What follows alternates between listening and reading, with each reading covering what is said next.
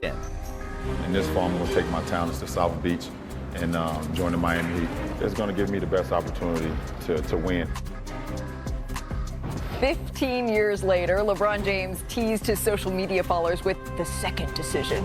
But everyone can relax. It was just a commercial, but that didn't stop basketball fans around the world from freaking out a little bit, just for a couple of hours. This is just a snapshot of some of the reactions, and it gave us all a moment to consider what the moment will eventually look like. Because at Media Day, LeBron said, quote, "I don't know when the end is, but I know that it's a lot sooner than later." And for a hot second, fans thought that sooner might be right now, because the Lakers' final game of the season, it's at home against the Jazz on April 12th.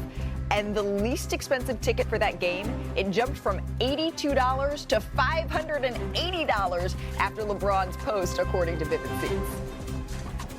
Our Dave McMenamin is at the Lakers practice facility in El Segundo. That was one heck of a fake out by LeBron, Dave. How many text messages did you get from folks wondering what this was? 20? 30? Yeah, it was in the 20 to 30 range for sure. 20 to 30 range for sure. I was one of those text messages. But the real question, it's going to come at some point, right? What has the reaction been so far to this decision 2.0? Well, listen, Malika, if you think back to the summertime, there was another ad that LeBron was a part of where the tagline was, "What's next?" And now that you have the decision 2.0, it shows that LeBron and his decision makers are playing with the idea of the unknown perception of what is going to be the end of his career. Is retirement looming this year?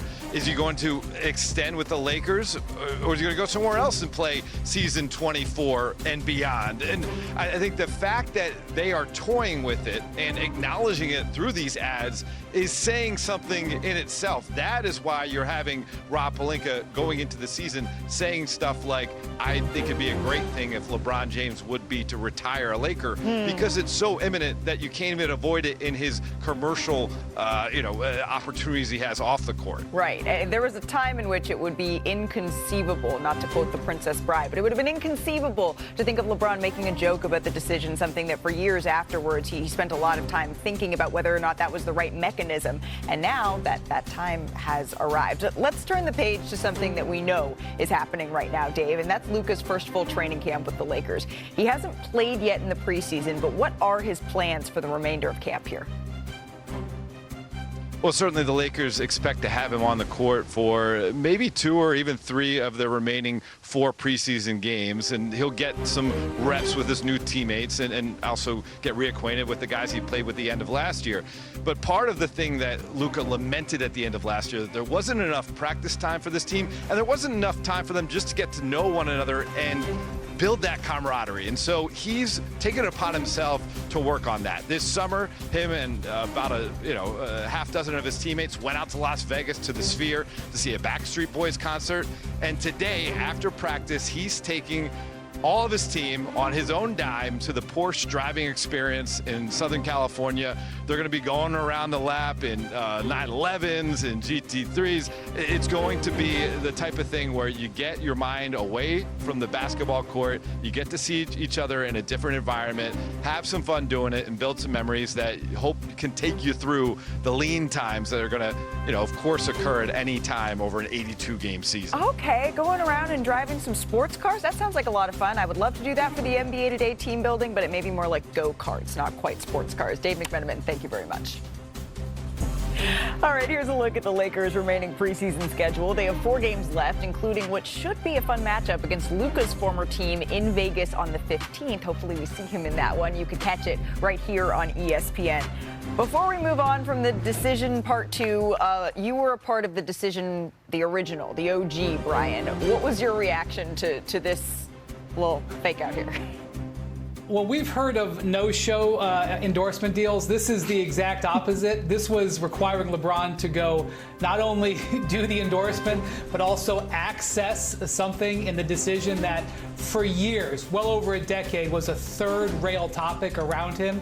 The fastest way to end a conversation with LeBron or his close associates between about 2010 and maybe about 2022 was bring up the word the decision, because they were so deeply scarred. So as Dave referenced, the idea of LeBron joking about retirement makes it feel like he's getting more serious about it.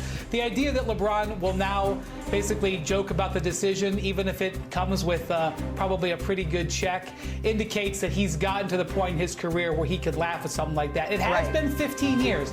It's been a long time. Yeah. But if I had told LeBron he would have been doing this commercial in about 2012, he would have laughed at me. Yeah, there's some serious scar tissue that had to be worked through there. Let's talk about a more imminent decision here, and that is when we could see LeBron on the floor, because he's been dealing with that glute issue. Shams, what more can you tell us about his plan to get back on the court for the Lakers? Like, I'm told LeBron James has started to ramp up here. He's doing a little bit on the court, but I'm told the expectation is still that he's likely going to be out for the preseason, the goal being to be ready for opening night on October 21 against the Golden State Warriors. So he's doing more and more on the court, starting to do more basketball activities. But we'll see if he's able to get a game in before the regular season. Okay, and we're really hoping that we're going to see him in that opening night matchup between him and Steph Curry, because we don't know how many more we're going to get. That's a decision. For the facts that sources told me that the New York Knicks emerged as the team in August that Giannis Antetokounmpo wanted to play for if he were to be traded outside of Milwaukee, if these two sides could reach agreement on a deal. And so the Bucks also picked up that phone call that the Knicks made. And I was told essentially from one source that this was an exclusive negotiating window that the Knicks had over multiple weeks in August. Leon Rose, the Knicks president, called John Horst, the Bucks general manager. These sides had multiple conversations. Offers were made, but there are two sides to this. The Bucks, I'm told, believe that the Knicks did not even offer a deal strong enough to continue these conversations.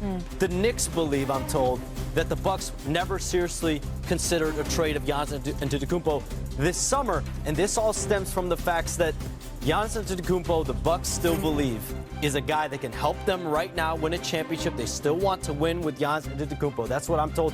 John Horst told Giannis Antetokounmpo in their face-to-face meeting in late July that we can still win here with you, but clearly Giannis Antetokounmpo aired his level of concern as well with the roster. And so that's where these two sides are at. And people in New York have known, going back to 2024, that if this point ever came, Giannis Antetokounmpo might actually want to play in New York. So they've had knowledge that this is a possibility for a little bit of time here. They had a window, no deal.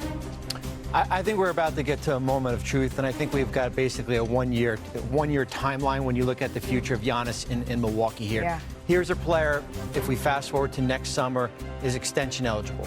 And that is going to show a lot of us what his commitment to the Milwaukee Bucks is going to be. Because we know that 4-year, $275 million extension is going to be there next summer. And if he doesn't sign that extension, or maybe if this team struggles during the course of this year, that Milwaukee front office is going to have to make a decision before Giannis comes to them and forces their hand. Well, and something that Shams laid out in his story is that Giannis signed an extension with the Bucks in 2021. He signed another extension with the Bucks in 2023. But is the window closed here? We're heading into training camp. Giannis has just joined this team in Milwaukee. He said when he got there, he told reporters meeting with them in person for the first time, he's excited about the youth of this group. Is there still a pathway? So for the Knicks exclusive window, that window has shut. When we talk about windows, let's shut that window, because if this ever comes about where Giannis Antetokounmpo going into the season, he's going to start considering his best external options, that window with the Knicks has closed. So you look around the league, and he's going to continue, I'm told, to keep his options open and see how does the Bucks season start. The first quarter of the year is going to be very, very important. Stakeholders within the Bucks organization know this is somewhat of a make or break season for them. And his agent, Alex Taratz, is at Octagon. He's been fielding rampant interest in Giannis since the May draft combine. He's going to be at the center of fielding and navigating this situation if it plays out into this season. Giannis, we know when the year begins, he's going to be focused. His numbers are going to skyrocket this year with the burden that he's going to have. But it's going to come down to wins and losses. John Horst and the Bucks, they believe this is a championship quality roster. There's been some questions Giannis has raised. results will show themselves. And John Horst and Wes Edens is who you were just seeing on your screen right there, some of the Bucks brass and decision makers. As we say hello to our brass, Brian Windhorst and NBA champ Kendrick Perkins joining us here with a little bit more reaction to Sham's reporting. Brian, how are folks around the league digesting the idea that Giannis may be at some point available depending on this first quarter, right? So that puts us at about December.